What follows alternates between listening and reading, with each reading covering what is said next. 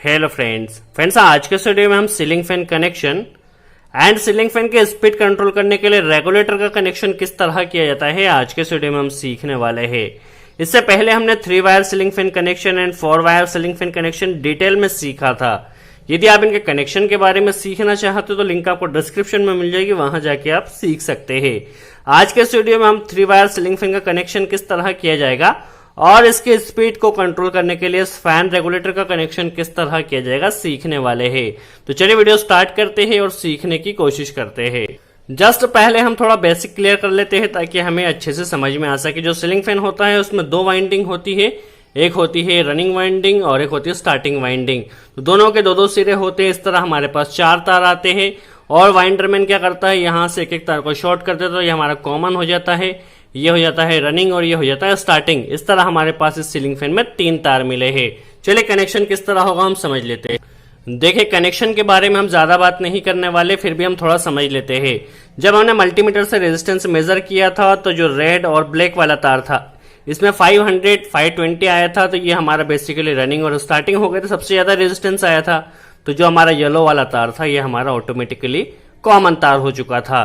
तो जो सबसे ज्यादा रेजिस्टेंस आएगा उसको आपको अलग कर लेना है। तो ये हमारा रनिंग स्टार्टिंग जो तीसरा तार बचेगा ये कॉमन हो गया था। अब हमने क्या किया था, इस कॉमन से एक बार इसमें रेजिस्टेंस लिया था और एक बार इसमें रेजिस्टेंस लिया था। तो जिसमें उससे थोड़ा कम आए, इसमें 500 आया था, इसमें देखा जाए तो 280 आया था रेड के साथ और ब्लैक के साथ आया था 230। तो जो 280 वाला था ये हो गया था हमारा बेसिकली स्टार्टिंग वाइंडिंग और जो 230 वाला था ये हमारा हो गया था रनिंग वाइंडिंग। क्योंकि रनिंग में लोड ज्यादा होता है इसलिए इसका रेजिस्टेंस कम होता है क्योंकि करंट ज्यादा फ्लो होता है। तो हमने क्या देखा था, जो येलो वाला तार था वो हमारा था बेसिकली कॉमन वाला तार, जो रेड वाला तार था ये हमारा बेसिकली स्टार्टिंग वाइंडिंग था और जो ब्लैक वाला तार था ये हमारा रनिंग वाइंडिंग था। तो चलिए कनेक्शन में हमें क्या करना है, कैपेसिटर के हमारे पास 2 तार होते हैं तो एक को आपको स्टार्टिंग में लगा देना है, दैट मींस आपको एक स्टार्टिंग में लगाना है और एक तार को आप रनिंग में लगा दीजिए। आपको कॉमन में कैपेसिटर को नहीं लगाना है, इस चीज का ध्यान रखिए।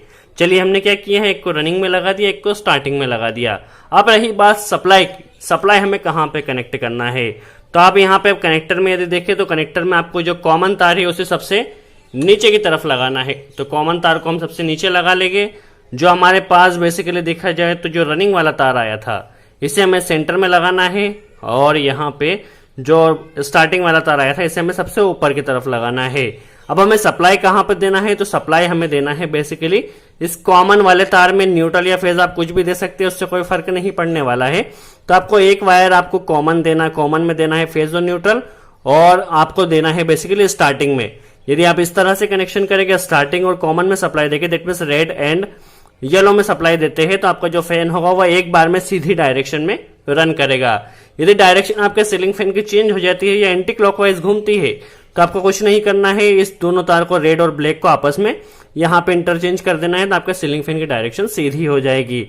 जस्ट ये आपको रेड और येलो वाले तार को इंटरचेंज कर देना है यदि उल्टी घूमती है तो। वैसे तो 100% इस कंडीशन में आपका सीलिंग फैन की डायरेक्शन सीधी ही होगी। फिर भी यदि उल्टी होती है तो आपको यहाँ पे दोनों वायर को इंटरचेंज कर देना है और येलो वाले तार को वहीं पर रखना है जिसमें आपको न्यूट्रल कनेक्ट करना है। तो ये basic 3 wire ceiling fan connection हमने इससे पहले वाली वीडियो में सीखा था। अब बात आती है इस फैन रेगुलेटर का कनेक्शन कहां पे किया जाए, क्योंकि जो सीलिंग फैन की स्पीड कंट्रोल की जाती है वह इस फैन रेगुलेटर से की जाती है। तो फैन रेगुलेटर को बेसिकली हम क्या करते हैं, सीरीज में कनेक्ट करते हैं। बेसिकली सीरीज में कनेक्ट करने से क्या होता है, फैन रेगुलेटर हमारी मोटर जो फैन है उसकी स्पीड को कंट्रोल करता है। तो हम क्या करते हैं, कनेक्शन में यदि हम सीखे तो कनेक्शन में हम क्या करते हैं, जो न्यूट्रल वाला तार होता है उसे हम कॉमन में कनेक्ट कर देते हैं। तो हम पहले न्यूट्रल को कॉमन में डायरेक्ट कनेक्ट कर देते हैं। इसके बाद हमारे पास यह फेज वाला वायर बचा है जो कि हमारे पास एमसीबी से आया है। तो इसे हमें क्या करना है, इस फेज वाले तार को इस रेगुलेटर में जो 2 तार होते हैं आप किसी भी एक तार में कनेक्ट कर दीजिए इसके एक तार को, क्योंकि बेसिकली फैन रेगुलेटर को हमें सीरीज में कनेक्ट करना है। तो हम इसे यहां पे कनेक्ट कर देते हैं और यहां पे जो एक वायर बचा हुआ है इसमें हमें रेगुलेटर का एक जो तार बचा हुआ है इसमें हमें एक वायर को कनेक्ट करना है। तो चलिए हम इस एक वायर कनेक्ट कर लेते हैं और इसे ले जाकर हमारे जो रेड वाला तार है, जो हमारा स्टार्टिंग वाइंडिंग का तार है, इसमें कनेक्ट कर देना है। जस्ट फैन रेगुलेटर को हमने सीरीज में कनेक्ट किया है। ऐसा करने से क्या होगा, हमारी जो फैन रेगुलेटर फैन है वो तो सीधी डायरेक्शन में रन करेगा ही और इस फैन रेगुलेटर से हम इसकी स्पीड भी कंट्रोल कर सकेंगे। सो आई होप आपको समझ में आया हो। कनेक्शन में हमें क्या करना है, जो कॉमन तार उसमें न्यूट्रल कनेक्ट कर देना है, जो बेसिकली स्टार्टिंग वाइंडिंग का तार है उसमें हमें फेस कनेक्ट कर देना है। बट हमें इसमें फैन रेगुलेटर भी कनेक्ट करना है, तो फैन रेगुलेटर के लिए हम क्या करते हैं, दो वाले तार होते हैं।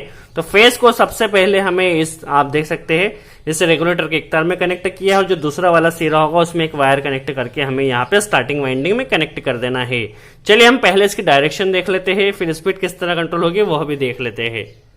तो चलिए हम इसकी पहले डायरेक्शन देख लेते हैं। जस्ट सिंपली आप पहले देख सकते हैं इसकी डायरेक्शन। देखिए आप इसकी डायरेक्शन अभी देख सकते हैं, क्लॉकवाइज घूम रहा है, दैट मीन्स ये एकदम सही डायरेक्शन में घूम रहा है। यदि हम एक वायर को कॉमन में कनेक्ट न्यूट्रल करते हैं और फेस को इस रेगुलेटर के द्वारा यहाँ पे यदि हम स्टार्टिंग में कनेक्ट करते हैं तो हमारा फैन की डायरेक्शन एकदम सीधी होती है। और हम इस फैन रेगुलेटर से क्या कर सकते हैं, इसकी स्पीड को कम ज्यादा जैसी भी हमें करना चाहे हम कर सकते हैं। सो आई होप आपको समझ में आया हो सीलिंग फैन का कनेक्शन किस तरह किया जाता है, रेगुलेटर का कनेक्शन किस तरह किया जाता है। और यदि आपका सीलिंग फैन एंटी क्लॉकवाइज में घूमे या उल्टी डायरेक्शन में घूमे तो आपको कैपेसिटर का देखिए यहां से जो तार आए थे उसे आपको इंटरचेंज कर देना है, फेस को आपको यहां पे कनेक्ट कर देना है, तो आपका सीलिंग फैन की डायरेक्शन चेंज हो जाएगी। जहां देखिए यहां से निकाल के आपको यहां पे कनेक्ट कर देना है। वैसे तो इस कंडीशन में आपका सीलिंग फैन की डायरेक्शन एकदम सही रहेगी। सो आई होप आपको वीडियो अच्छा लगा हो। वीडियो कैसा लगा कमेंट्स में जरूर बताएं, और कोई डाउट हो तो कमेंट्स में जरूर पूछिए, हम पूरी कोशिश करें उसका जवाब दे सके। सो आज के लिए इतना ही। Thanks friends.